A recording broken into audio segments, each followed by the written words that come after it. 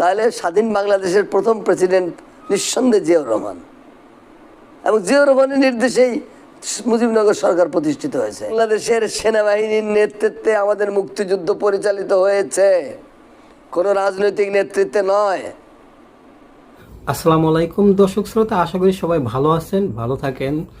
দর্শক শ্রোতা, আজকে একটি ভিডিও নিয়ে আসলাম। বাংলাদেশের প্রেসিডেন্ট কে, তাজউদ্দিন না শেখ মুজিব? এই ধরনের একটি ভিডিও নিয়ে বিভিন্ন মানুষের বিভিন্ন রকমের কথা বলে। আজকের এই ভিডিও থেকে সঠিক জানতে পারবেন আসলে অরিজিনাল ভাবে কে বাংলাদেশের সর্বপ্রথম প্রেসিডেন্ট। তবে ধৈর্য সহকারে আজকের এই ভিডিওটা দেখবেন। অতীতে যারা শুনছেন যে কে প্রেসিডেন্ট না, আজকের এই ভিডিওটা দেখলে আপনাদের পরিপূর্ণ ক্লিয়ার হয়ে যাবে কে প্রেসিডেন্ট ছিল বাংলাদেশের সর্বপ্রথম প্রেসিডেন্ট। আমরা সর্বপ্রথম সেই ভিডিওটা দেখে আসি। চিঠি কিভাবে শেখ জিয়াউর রহমানের কাছে গেল, কে নিল? এগুলো সব মানে ফালতু কথা, বেহুদা পেশাল। এগুলো হলো আওয়ামী লীগ তাদের পাপ জায়েজ করার জন্য, শেখ মুজিব তার অন্যায় যেটা তিনি ভুল করেছেন সেই ভুলগুলো সংশোধনের জন্য এই সমস্ত গাল গল্প তৈরি করেছে। এটা রূপকথা, এটা গল্প, স্টোরি, ফিকশন। আসল ঘটনাটা কি? আসল ঘটনাটা হলো যে 25শে মার্চের রাত 9টার সময় তাজউদ্দিন সাহেব তিনি শেখ মুজিবের কাছে গেলেন, যে বললেন যে আমি স্বাধীনতার ঘোষণাটা লিখে নিয়ে আসছি, আপনি স্বাধীনতার ঘোষণা দিয়ে দেন। হোটেল ইন্টারকন্টিনেন্টালে বিদেশি জার্নালিস্টরা অপেক্ষা করতেছে, তাদের কাছে আমি এগুলো পৌঁছাই দেব। তিনি বললেন আমি এটা স্বাক্ষর করবো না। তারপরে বললেন তাহলে রেডিও নিয়ে আসছি, রেকর্ডার নিয়ে আসছি, আপনি এনে ঘোষণা দেন, আমি টেপ রেকর্ডটা নিয়ে ওদেরকে পৌঁছাই দেব। তিনি এটাও করলেন না। তিনি বলছেন এই সমস্ত কাজ করলে আমার বিরুদ্ধে রাষ্ট্রদ্রোহিতার মামলা করবে। আপনি জাতির পিতা হতে যাচ্ছেন, আপনি একটা স্বাধীন দেশের ফাউন্ডার হতে যাচ্ছেন, আপনার বিরুদ্ধে পাকিস্তান আর্মি মামলা দিল কি, পাকিস্তানি সরকার মামলা দিল কিনা তাতে কী যায় আসে? তার মানে কি? তার মানে শেখ মুজিব 25শে মার্চ পর্যন্ত পাকিস্তানের প্রধানমন্ত্রী হওয়ার স্বপ্ন দেখেছিলেন, স্বাধীন বাংলাদেশের so called nation father of the nation হওয়ার স্বপ্ন দেখেন নাই। এটা গায়ে জ্বালা ধরতে পারে, কিন্তু এটা সত্য। তাহলে স্বাধীনতার ঘোষণাটা আসলো কোত্থেকে? তাজউদ্দিনরে উনি বললেন যদি বাড়ি যা, বাড়িতে যা, নাকে তেল দিয়ে ঘুমা, আমি 27 তারিখ হরতাল লাগছে, ওটা পারলে ওটা পালন করগা। এই তো ছিল শেখ মুজিবের শেষ নির্দেশ, বাড়িতে যা, নাকে তেল দিয়ে ঘুমা, এবং 27 তারিখ একটা হরতাল দিয়ে দিছি আমি, ওই হরতালটা পালন করিস। তাজউদ্দিন এই মনক্ষুণ্ণ অবস্থায় বাড়ি ফিরলেন। তাজউদ্দিন পার্টির সেক্রেটারি জেনারেল, তার কাছে তিনি কিছু জানাইলেন না, তাকে তিনি কিছু দিলেন না।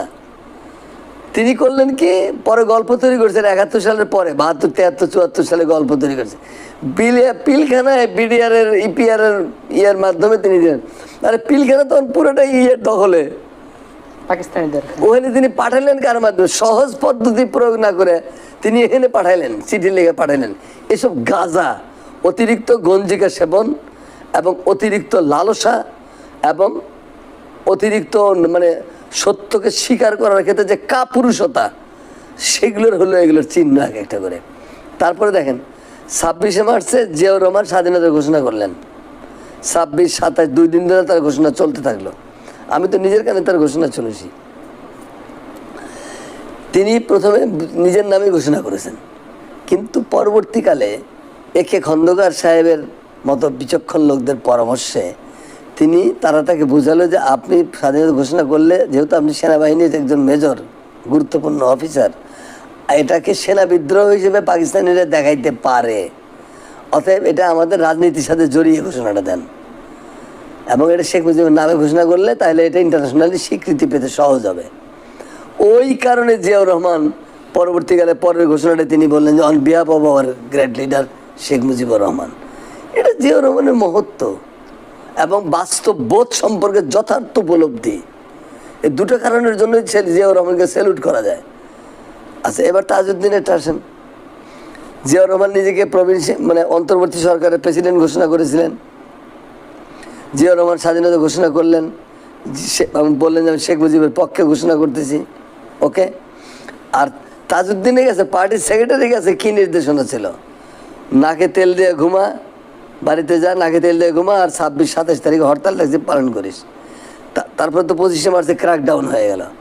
ক্র্যাকডাউন হওয়ার পরে তাজউদ্দিন সাহেব পালালেন, ঢাকা ছেড়ে পালায়া যাচ্ছেন। তিনি তো হরতাল পালন করেননি। শেখ মুজিবের তার সামনে দুটো পথ। স্বাধীনতার ঘোষণা যখন শুনলেন তিনি লিখেছেন যে আমার সামনে তখন দুটো পথ। একটা হলো 27 তারিখে হরতাল পালন করতে হরতাল পালন করি, না পারলে ঘুমায় গেলাম। আর একটা ছিল জিয়াউর রহমান আমরা স্বাধীনতা ঘোষণা করছি, যে যেখানে স্বাধীনতা যুদ্ধে ঝাঁপিয়ে পড়ো, দেশকে হানাদার পাকিস্তানি সেনা মুক্ত করো। তাজউদ্দিনের সামনে দুটা নির্দেশনা ছিল। তাজউদ্দিন কার নির্দেশনা শুনেছিলেন? তাজউদ্দিন তো শেখ মুজিবের নির্দেশনা শোনেন নাই। তাজউদ্দিন শুনেছিলেন জিয়াউর রহমানের নির্দেশনা। এই কারণেই তিনি বর্ডার ক্রস করে ওপারে যেয়ে পরবর্তীকালে 10ই এপ্রিল ঘোষণা তৈরি হলো, 17ই এপ্রিল মুজিবনগর গভর্নমেন্ট শপথ গ্রহণ করলো।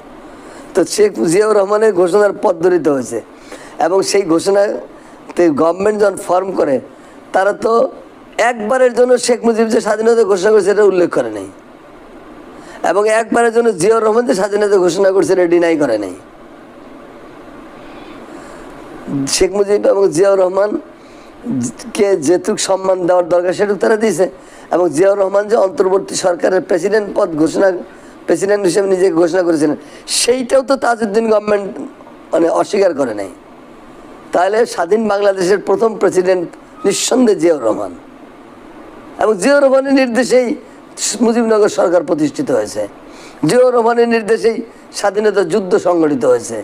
পরবর্তীকালে মুক্তিযুদ্ধ অর্গানাইজ করার ক্ষেত্রে এইটা জেনারেল ওসমানীকে মুক্তিযুদ্ধের সর্বাধিনায়ক নিয়োগ করা হয় এবং 11টা সেক্টরে বাংলাদেশকে ভাগ করা হয়। স্বাধীনতা যুদ্ধ মূলত পরিচালনা হয়েছে আমাদের সেনাবাহিনীর নেতৃত্বে। বাংলাদেশের সেনাবাহিনীর নেতৃত্বে আমাদের মুক্তিযুদ্ধ পরিচালিত হয়েছে, কোনো রাজনৈতিক নেতৃত্বে নয়। এটা পরিষ্কারভাবে জানতে হবে আমাদের। স্বাধীনতা যুদ্ধ পরিচালিত হয়েছে আমাদের সেনাবাহিনীর নেতৃত্বে, কোনো রাজনৈতিক নেতৃত্বের নয়।